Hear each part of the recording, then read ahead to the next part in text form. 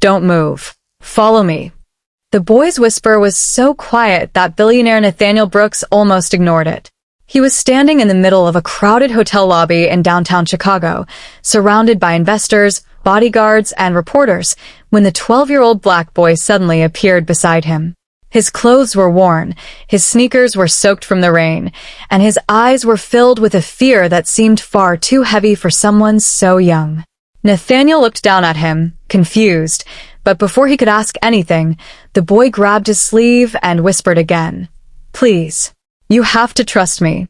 Seconds later, the sharp crack of gunfire shattered the lobby, sending everyone screaming and running for cover.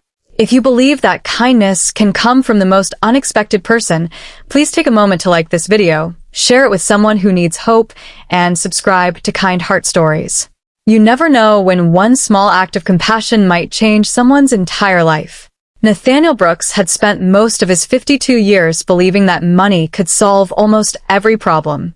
His company owned luxury hotels, apartment buildings, and technology firms across America. He traveled with security teams, stayed in penthouses, and rarely waited for anyone. But despite his wealth, Nathaniel had become a lonely man after losing his wife, Grace, 5 years earlier. Since her death, he had buried himself in business and built walls around his heart. His only daughter, Abigail, lived on the West Coast, and their relationship had become painfully distant. That rainy afternoon, Nathaniel had arrived at the Chicago Grand Hotel for a private meeting with several investors. He had barely stepped through the entrance when he noticed the boy. His name was Marcus Reed. Marcus had been living with his grandmother, Ruth, in a small apartment on the South Side. Ruth worked part-time cleaning offices, but her health had been failing, and Marcus had learned to survive by helping wherever he could. That day, he had come to the hotel to deliver food to a kitchen worker who sometimes gave him small jobs. Marcus had noticed something strange while standing near the entrance.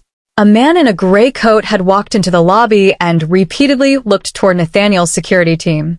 Marcus had seen the same man earlier that morning near the train station.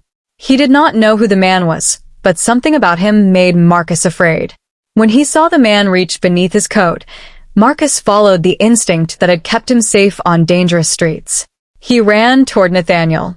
The first gunshot sent panic through the hotel. Glass shattered behind the reception desk. Guests dropped to the floor as Nathaniel's security guards pulled him away from the windows. Marcus grabbed Nathaniel's hand and dragged him behind a massive stone column. Another shot echoed through the lobby, followed by screams and the sound of alarms. Nathaniel could barely understand what was happening. His heart pounded as he realized the boy had saved him by moving him away from the open lobby just seconds before the attack. Security officers rushed toward the shooter, who fled through a side entrance. Within minutes, police cars surrounded the hotel, and terrified guests were escorted outside. Nathaniel looked at Marcus and saw that the boy was trembling. Instead of asking about the attack, Nathaniel noticed the boy's hands. They were red and cracked from the cold. His shoes were almost completely worn through. When police officers began asking witnesses what they had seen, Marcus quietly told them everything. He described the gray coat, the man's movements, and the direction in which he escaped. His memory was remarkably precise. One detective later told Nathaniel that Marcus's information had helped them identify the suspect from nearby security cameras. But there was something else Marcus had not told anyone.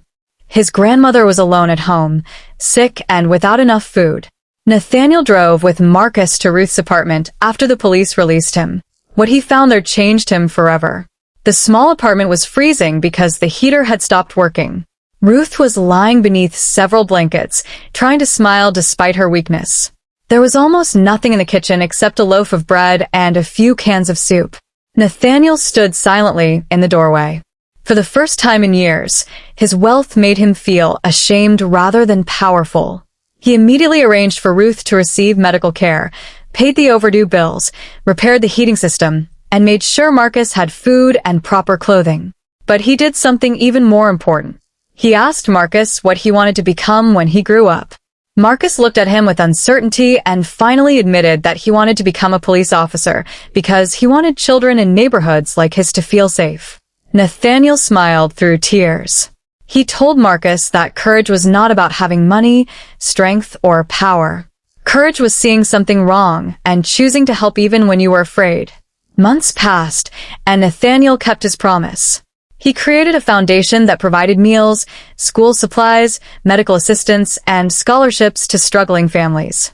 Marcus became one of the first children supported by the program. Ruth received proper medical treatment, and Marcus returned to school with new confidence. But the biggest change happened inside Nathaniel.